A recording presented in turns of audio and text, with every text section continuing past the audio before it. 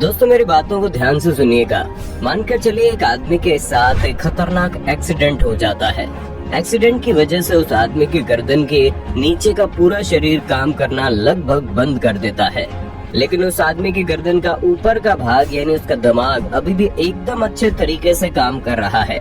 अब एक सवाल का जवाब दीजिए, क्या उस आदमी का दिमाग ट्रांसप्लांट करके किसी और शरीर में जोड़ा जा सकता है? ये एक ऐसा सवाल है जो लंबे समय से दुनिया भर के वैज्ञानिकों के दिमाग को परेशान करके रखा हुआ है। उनका मानना है कि जब किसी आदमी का लिवर ट्रांसप्लांट हो सकता है, हार्ट ट्रांसप्लांट हो सकता है, स्किन ट्रांसप्लांट हो सकती है, हेयर ट्रांसप्लांट हो सकते हैं, तो फिर किसी का दिमाग क्यों नहीं? शरीर के बाकी अंगों की तरह किसी इंसान के दिमाग को ट्रांसप्लांट करके किसी और के शरीर से क्यों नहीं जोड़ा जा सकता?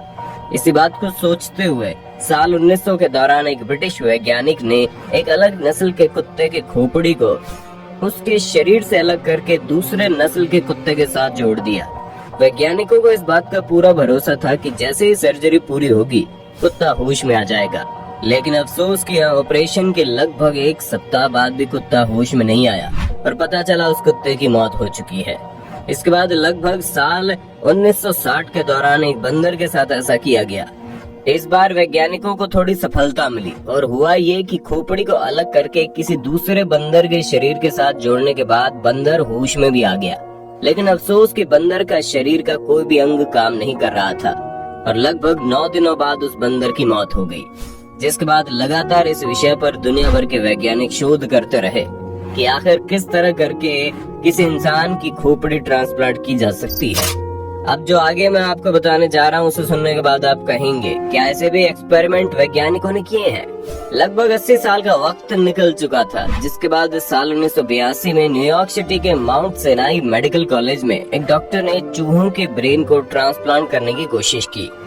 डॉक्टर ने कई घंटे लगातार मेहनत करने के बाद उस ऑपरेशन को सक्सेसफुली कर दिया और हैरानी की बात तो यह है कि चूहा बिल्कुल सही सलामत था और उसका पूरा अंग एकदम ठीक तरीके से काम कर रहा था। जिसके बाद 6 जून 1998 में पिट्सबर्ग मेडिकल सेंटर सर्जन की टीम ने वर्ल्ड का सबसे पहला ट्रांसप्लांट किया, जिसमें उन्होंने दिमाग के एक सेल को ट्रांसप्लांट किया था। यानी डॉक्टर ज्यादा बड़ा रिस्क नहीं लेना चाहते थे, इसलिए पूरे दिमाग को ट्रांसप्लांट करने की बजाय दिमाग के एक छोटे से हिस्से को ट्रांसप्लांट किया। ट्रांसप्लांट तो ठीक ठाक हो गया, लेकिन अफसोस की सर्जरी के दौरान किसी गलती के कारण एक 62 साल की महिला की दोनों पैर पैरालाइज हो गए। ये घटना साल 2013 की है, जब एक न्यूरो सर्जन के प्रोफेसर से कई लोगों ने ये बात पूछी थी कि जिस तरह से एक शरीर से लीवर निकालकर ट्रांसप्लांट किया जाता है, क्या उसी तरह एक खोपड़ी को निकालकर दूसरी खोपड़ी में नहीं डाल सकते क्या? तो इस सवाल के जवाब में सर्जन ने कहा था कि इस तरह के ऑपरेशन फ्यूचर में जरूर होंगे, लेकिन अभी हमारे पास ऐसी टेक्नोलॉजी और साइंस डेवलप नहीं हुई है कि हम ऐसे ऑपरेशन कर सके। मस्तिष्क के स्पाइनल कोड में नर्व फाइबर को जोड़ना बहुत कठिन होता है। नर्व फाइबर को मेरा मतलब है दिमाग से निकलकर हमारे शरीर के छोटे छोटे अंगों तक बड़ी ही बारीक, जिसे हम अपनी आंखों से नहीं देख सकते, वैसे नर्व्स जुड़े होते हैं।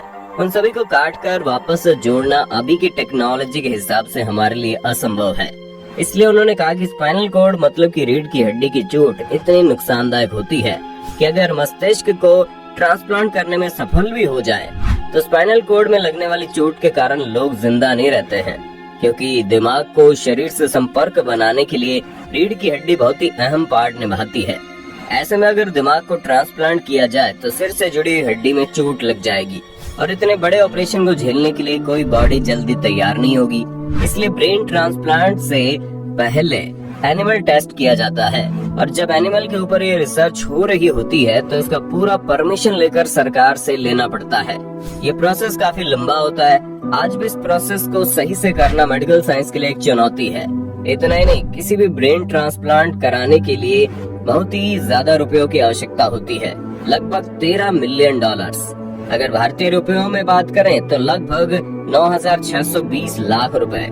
इसमें लगभग 150 ऑपरेशन होते हैं। इन सभी ऑपरेशंस में लगभग 36 घंटे का समय लगता है। इसमें सबसे इम्पोर्टेंट काम ब्रेन को फ्रीज करना होता है, जिसमें दिमाग के पूरे सिस्टम को रोक दिया जाता है और फिर दिमाग को मरने से बचा लिया जाता है। गर्दन और नसों को जोड़ने वाले ट्यूब्स को गर्दन में फिट कर दिया जाता है और फिर स्पाइनल कोड को काटा जाता है। ये सबसे मुश्किल काम होता है। स्पाइनल कोड को काटने के लिए किसी आम चाकू का इस्तेमाल नहीं होता, इसे काटने के लिए हीरे से बनी चाकू का इस्तेमाल होता है और अंत में मसल्स, नाउज और ऑर्गन्स को फिर से जोड़ा जाता है।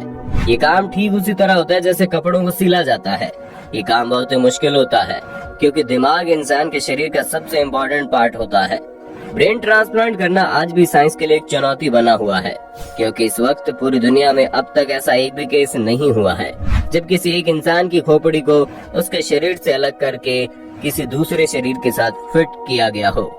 इस वक्त दुनिया में कई ऐसे वैज्ञानिक मौजूद हैं जो ब्रेन